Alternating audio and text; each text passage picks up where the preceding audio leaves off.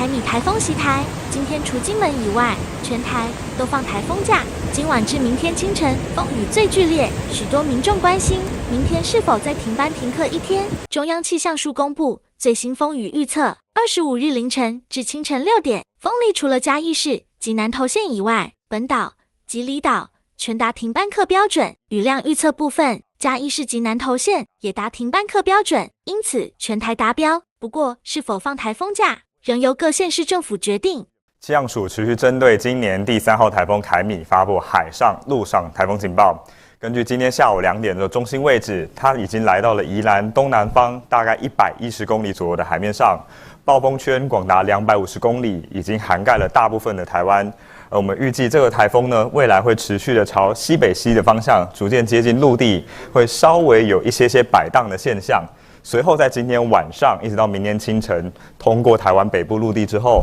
明天在上午进入台湾海峡北部。这一段时间将会是这个台风影响台湾最剧烈的时候，所以我们要提醒大家要做好防海准备，并且提高警觉，紧盯台风的动态。而在过去这一段时间，其实台湾这边的风跟雨也已经明显的增强了。我们从风力的观测图上面可以看到，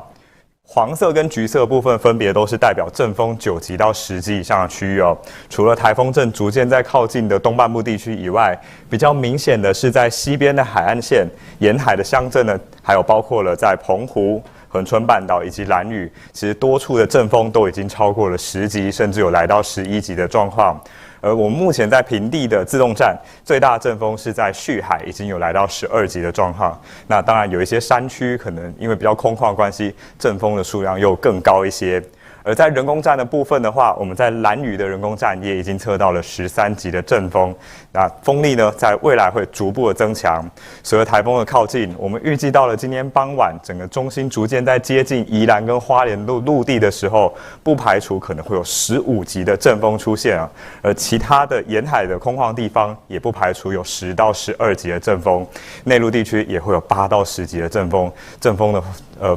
的风力呢，算是非常的强的。而另外部分则是降雨的部分哦。我们从雷达回波图上面来看一下台风的动态。那从雷达回波图上，我们可以看到，首先是台风附近的环流其实非常的明显，台风中心附近的对流的云系发展的也相当的扎实哦。这个就是所谓眼墙所在的区域，也就是整个台风当中风和雨最大、最为剧烈的地方。过去这一段时间，我们有发现这个台风往西移动的速度呢，有比预期的稍微快一些。因此，我们不排除，虽然刚刚有提到说台风在接近陆地的时候可能会有打转，或者是有一些摆荡，以至于速度减慢的现象，但是我们也不排除，当这个台风它在打转的过程当中，可能傍晚在这个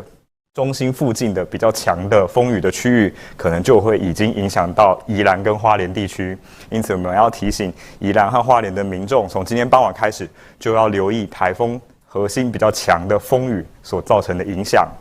而另外，在这一段时间，随着台风逐步的靠近哦，首先是北部跟东北部的风雨逐渐的增强哦。目前最大的累积雨量出现在太平山，已经有超大豪雨的等级了。而这几个小时，我们也有注意到，在中部跟南部的云系发展的也越来越旺盛，降雨的强度也非常的强哦。在过去这一段时间，包括高雄跟屏东山区，时雨量都有来到70毫米以上，算是短延时的强降雨。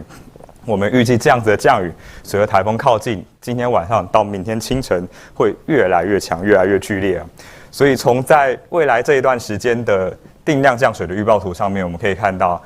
今天白天是台风接近的过程，雨势已经逐步的在转强了。但是到今天深夜到明天清晨，台风通过北部上空，我们预计全台湾的降雨会变得更加明显，尤其是中部跟南部以及宜兰的山区可能会有超大豪雨发生，其他地方的山区也可能会有大豪雨，平地的部分也有大雨或豪雨的出现，澎湖也可能有局部性大雨的发生哦。那整体的降雨会一直持续到明天的白天，即使台风已经进入了台湾海峡，但是西半部跟台东的风雨还是比较明显的，一直要到26号台风远离之后，降雨才会逐步的缓和。但是26号当天还是有些局部的豪雨或是大雨的现象在中南部地区。另外，在金门跟马祖呢，在25、26号这2天，因为离台风是比较接近的，所以同样风跟雨的状况也是比较明显，提醒当地的民众要特别的注意。所以最后我们提醒一下大家，整个台风影响期间大概分成4个阶段，从今天晚上开始到明天的清晨，预计是这个台风影响我们最剧烈的时候，全台湾风雨最大的时候。这当中又以宜兰和花莲的北部冲击是最大的，特别提醒从傍晚开始可能就要留意台风中心附近的剧烈的风雨的影响。而到了明天台风进入海峡之后，西半部澎湖跟台东的风雨呢还是会持续的，另外金门马祖风雨则会逐渐的增大。那整体来说，本岛风雨到26号会逐渐的减弱，但是有些豪大雨的状况还是要注意。金门马祖的话，在清晨26号清晨风雨还是比较大的。提醒大家，现在开始进入这个台风影响台湾最剧烈的时候，提醒大家要做好防海准备，提高警觉，并且留意气象署发布的最新资讯。这个台风滞留打转的状况会影响台湾的时间会拉长，那预估会影响到什么时候？好，整个时间点来看的话，预估在台风接近陆地的过程当中，大概从今天傍晚开始，我们预估它在接近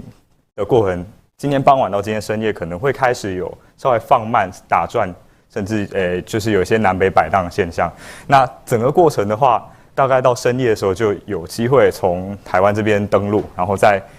今天晚上逐渐通过北部陆地，在明天清晨进入台湾海峡。那是按照目前的路径来做预估，但是其实台风跟地形之间的交互作用算是蛮复杂的，那对它的速度影响上也是相当复杂的。那有可能地形会就是有可能台风和地形之间交互作用没那么明显，那可能也会让台风它在通过台湾的进程有加快，但是我们也不排除它可能打转或者是摆荡的状况更加明显，那当然就会让整体台风影响台湾的时间有所拉长。那这部分因为复杂度相当高，这是未来几个小时我们要密切注意的。